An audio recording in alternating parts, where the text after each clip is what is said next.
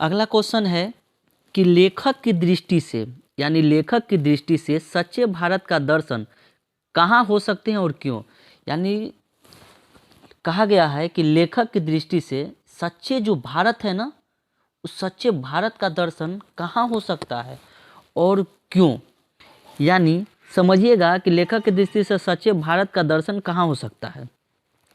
तो लेखक की दृष्टि से सच्चे भारत का दर्शन गांवों में हो सकती है। यानी भारतीय संस्कृति जो है वो कहाँ मिलेगा, गांव में मिलेगा, क्योंकि गांववासी जो ग्रामीण लोग होते हैं उनमें ही भारतीय संस्कृति कूट कूट कर भरी रहती है।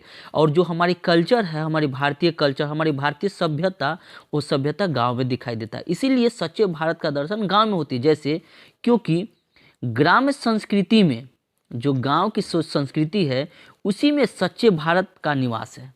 यानी गांव की संस्कृति में ही सच्चे भारत का निवास है। वहाँ पर मिलता है क्या, सच्चाई। यानी गांव में सच्चाई हो मिलता है, प्रेम, करुणा, सहयोग। यानी सच्चाई, गांव के लोग जो होते हैं वो सच्चे होते हैं, कोई उसमें द्वेष अहंकार नहीं होता है।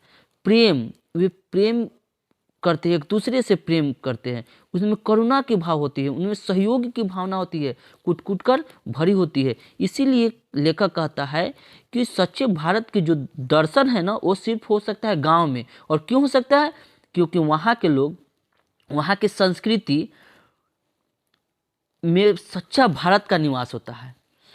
वहाँ पर होता है क्या कि सच्चाई, लोगों में सच्चाई देखने को मिलेगा, एक दूसरे से प्रेम करने की भावना मिलेगी, करुणा मिल होगा, और वहाँ पर सहयोग की भावना ग्रामीणों में कूट कूट कर भरा होता है। तो चलिए ये क्वेश्चन यहाँ पर समाप्त होता है। वीडियो को लास्ट तक देखने के लिए धन्यवाद।